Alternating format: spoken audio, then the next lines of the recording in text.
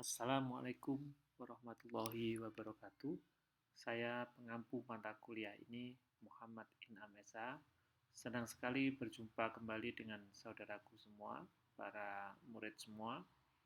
Mohon izin saya menggunakan istilah murid karena memiliki maksud bahwa apa yang kita lakukan ini bagian dari ikhtiar kita untuk wirid kita untuk mendapatkan warid atau pencerahan dari Allah Subhanahu wa taala.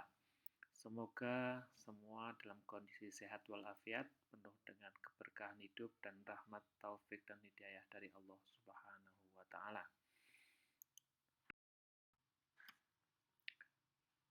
Para mahasiswa sekalian dan murid-murid sekalian, sebelum kita lanjutkan pembelajaran ini, marilah kita berdoa kepada Allah dengan membaca surat Al-Fatihah. Ala hadiniyah wa likulli niyatin sholihah. Al-Fatihah.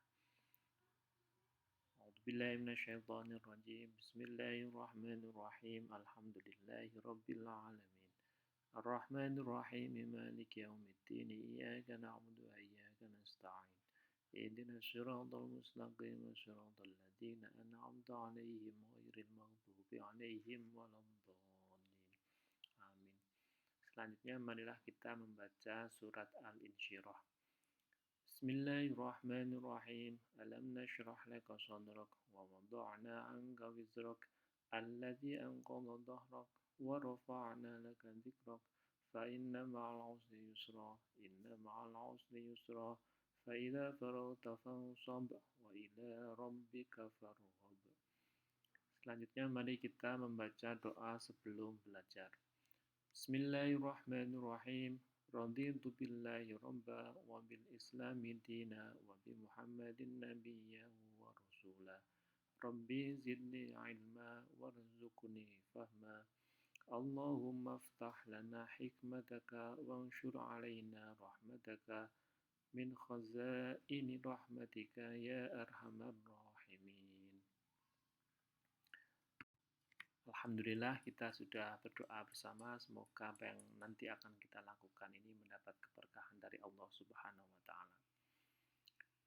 Para murid semuanya, perkuliahan kita ini bobotnya 2 SKS.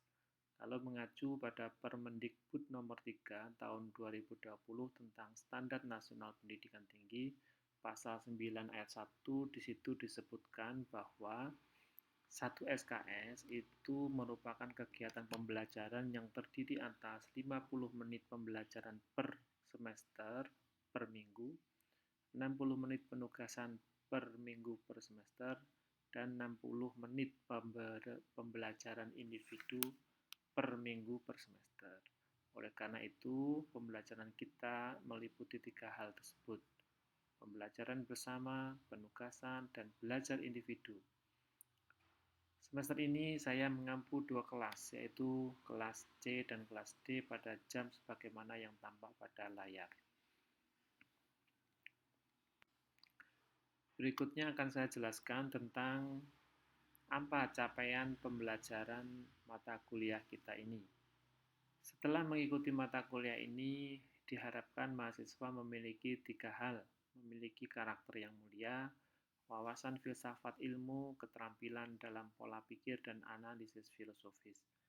Masalah pokok yang dikaji dalam filsafat ilmu adalah dimensi ontologis, epistemologi, dan aksiologi.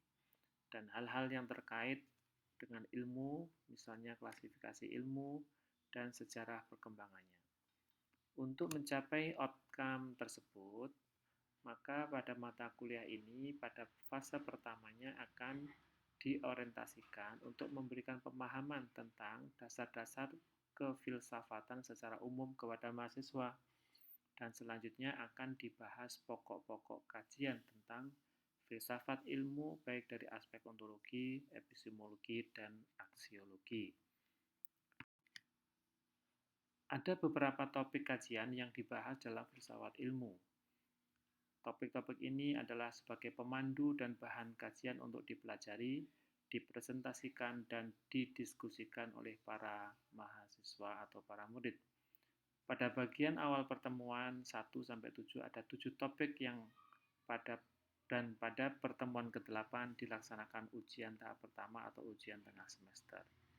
Tema-tema yang dibahas pada bagian awal ini adalah pengantar filsafat ilmu, spektrum pengetahuan, filsafat dan manfaat filsafat bagi manusia, filsafat dalam tradisi Islam, transmisi filsafat dalam tradisi Islam, pohon filsafat yang membahas tentang akar dan batang, dan pohon filsafat yang membahas tentang cabang dan ranting filsafat. Pada bagian kedua, setelah ujian tengah semester, dilanjutkan dengan pembahasan beberapa topik terpilih, yaitu metafisika dan pengaruhnya dalam ilmu, dasar-dasar epistemologi, sumber-sumber ilmu pengetahuan, klasifikasi ilmu pengetahuan, kebenaran ilmu pengetahuan, aksiologi, nilai ilmu pengetahuan, dan tanggung jawab keilmuan, yang kemudian akan dilanjutkan dengan pembahasan tentang filsafat ilmu dan relevansinya dalam ilmu pendidikan Islam. Dan pada sesi ini akan diakhiri dengan ujian akhir semester. Model pembelajaran filsafat ilmu ini dilaksanakan dengan sistem online dengan beberapa sarana yang ada. Yang pertama, kita menggunakan platform LMS, Learning Management System. E-learning ini bisa diakses di www.elearninguinmalang.id. Dalam platform ini, mahasiswa melakukan hal-hal antara lain: mengisi daftar hadir, mendownload materi pembelajaran jika diperlukan, melakukan diskusi online, mengumpulkan tugas dan kuis yang diberikan. Yang kedua, mahasiswa juga harus untuk memudahkan komunikasi dapat dibentuk grup kelas melalui WhatsApp. Jika diperlukan, akan dilakukan tatap muka online dengan platform Google Meet, Zoom, Vmeet, atau platform lain yang disepakati. Yang ketiga, untuk mendukung pembelajaran online ini, mahasiswa bisa melakukan pengayaan dengan menggunakan Google atau YouTube. Demikian juga untuk mengumpulkan presentasi bisa mencantumkan hasil tugas dalam bentuk link di YouTube atau sejenisnya. Para mahasiswa dan para murid yang saya hormati, berikutnya adalah terkait dengan apa yang harus dimensi pembelajaran yang diharapkan melalui mata kuliah ini adalah yang pertama, afektif.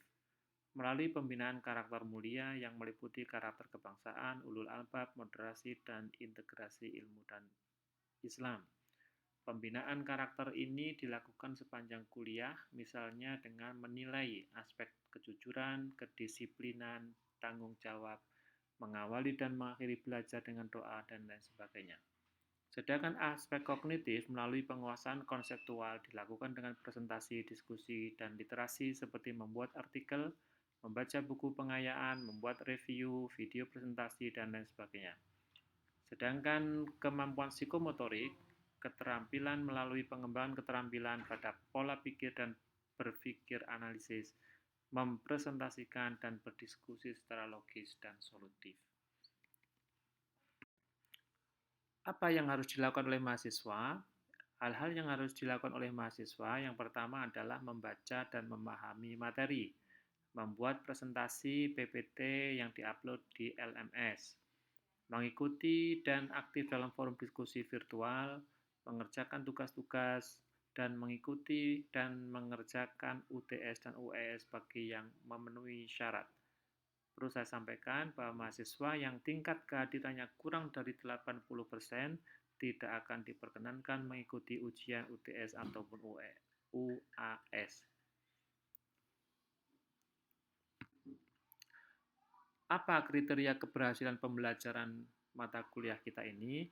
Kriteria keberhasilan dalam pembelajaran ini adalah 20% ditentukan oleh nilai karakter, apakah itu karakter ulul albab, misalnya kemudian moderasi, karakter kebangsaan, jujur, disiplin, tanggung jawab, kerjasama. 40% penguasaan materi, presentasi, diskusi, dan penugasan, dan 40%-nya ujian. baik UTS maupun UAS. Nah, buku yang bisa dijadikan rujukan adalah buku menuju pemikiran filsafat yang sudah saya tulis dan buku-buku lain yang relevan baik berupa ataupun materi lain yang berupa jurnal, modul ajar yang relevan dan sebagainya.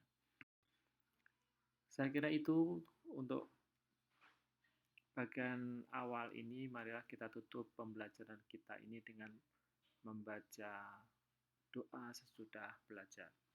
Bismillahirrahmanirrahim. Allahumma inni astaudi'uka ma'alamtanihi fardudhu ilayya inda hajati ilaihi wala tansanihi ya rabbal alamin.